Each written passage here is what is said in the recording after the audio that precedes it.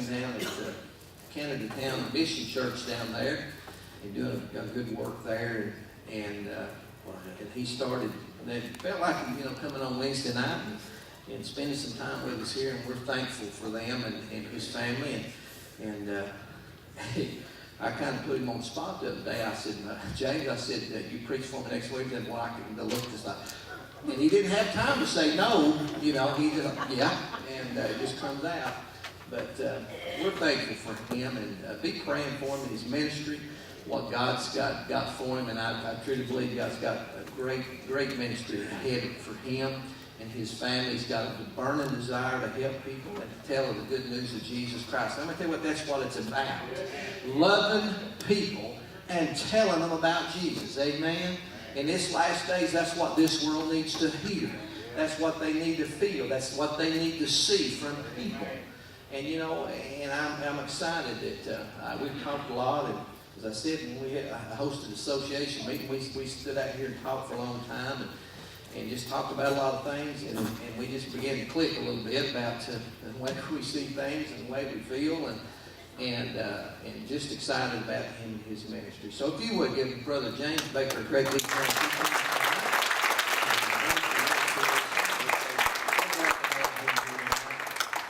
Thank you, Brother James. Thank you, brother. Thank you. I will say this. He did give me a warning the week before. He said something about me preaching, and he really caught me off guard last week. I caught him after and said, no, I'll be glad to. I'd be honored to do that. So you really just caught me off guard. So anyway, as he shared out in Canada Town, tell you a little bit about me. I grew up here, know a lot of you. Went to school with some of you. I went to school over at Williamsburg. Graduated there in '93. Worked. I've been in the ministry for about 12 years. First, I was youth minister at Faith Baptist Church up in Corbin. I was in the youth there for 8 or 9 years. Then the Lord led me to work in missions, and got an opportunity to go overseas several times, and got the opportunity to work over in Canada Town. And everybody knows where Canada Town is and everything. And we started working with a ministry, Appalachian Ministries, through University of the Commons. And through there, I got to network and work with children, and I got to meet some adults. And then they said, hey, we'd like to start a church. I said, well, that's the whole idea. So we started a church out there at the Pay Lake. If anyone knows where the Pay Lake is or was, it's just a nice, beautiful pond right now, but where the Pay Lake was out on Log Cabin Road, that's where we're at. We've been there going on, I think we're working on our 4th year now. Actually, we just completed our 3rd year the first Sunday of this month. So I guess that was last week, wasn't it? So, God's blessed us. We have seen a lot of the Lord, not just in salvations, but also in changing lives, having an opportunity to change lives.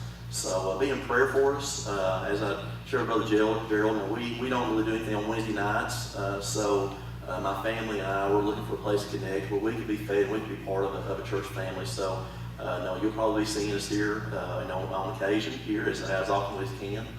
And so I just thank you all for being here and welcoming us with open arms. Because that's a wonderful thing to be welcomed into a church with open arms, because you don't get that everywhere you go. And I've visited a lot of churches over the last 13 years in ministry, and I knew I was welcome, but I didn't feel like I was welcome. And here, I really felt welcome. So I do want to thank you. So this evening, as I come to you, I want to talk with you a little bit about some things, and it actually might be maybe even a little bit of warning of what could happen to our faith if we're not careful. Because if we're not careful, if we don't keep our faith in check, then we could have some problems in our lives. And if we're not careful, we might slowly forget or even abandon the faith. And I think you all know what I'm talking about. And so let's think about this for a second. I heard this illustration once before, and I couldn't think of anything better, so I want to share it with you. Has any of y'all ever seen a house that might be in your neighborhood, or I know there's plenty of them here in Wheeler County where at one time the house looked really good, it was well maintained, it was nice, it was pretty, and it was well taken care of. And then at some point someone moved out of it and they just quit taking care of it. Okay? And then after a little while, the grass started to grow up around it, and then after a little while it started getting dirty, and the windows got dirty and dusty, and then a couple of storms maybe came through and knocked over a tree, or maybe some shutters were hanging down. And as it was forgotten, it just started to fade away. You could tell that the house had been abandoned, had been taken care of. If we're not careful, that's how our faith could be. Really. That's how we could end up if we're not careful, if we're not really careful about our faith. At one time in that house, there were probably kids running around. There was a family that was there using it. But when they moved out, and it was forgotten and weathered away. But what does it really mean to forget? And when you look at a definition of forgotten, it's to cease or to fail to remember, unable to recall, to omit, or to neglect unintentionally. Okay? It doesn't have to be intentionally; it could be unintentionally. It could cease from being used, to withdraw, or even to forsake.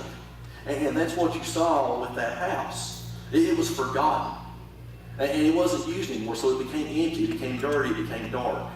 And it didn't happen overnight either. Okay? It happened a little bit over time. What once was beautiful and had life in it, when someone walked away and forgot it, it slowly turned into the mess that it was in. So this is a lesson that we need to learn, because when things are forgotten, things fall apart. When things are forgotten, they fall apart. And when we stop practicing good health habits, then our health falls apart, right? And if we leave that alone, it just gets worse. It don't get any better, does it? Now, and I also use an illustration. It could be like your closets that you got at home. Okay? When you first got that closet, and you have stuff all organized in it, and you had your long sleeve shirts here, your short sleeve shirts here, your shoes laid out. Some women probably had more shoes than men laid out. But it was all even. It was in order. But slowly after time, you guys just throwing things in, as you shoving things in there, you grab things just falling down. It finally gets to the point where your closet's a mess. You open the door, and everything falls out on you. It'd be like a landslide, right? So that's the same difference. But we also see that with children too. We see that when parents, they just throw their hands up and say, what, I can't do it anymore. I don't know what to do. I just can't handle this kid. I just can't handle these kids. And then what happens? That child, it doesn't get any better, does it? It gets worse. Its life falls apart. And we've seen it happen with marriages as well. And in a marriage, you have to put forth effort. You got to work on it to maintain it. And if it's forgotten or neglected, then it gradually just falls apart. So things have a natural tendency to get worse rather than get better when we don't work at them.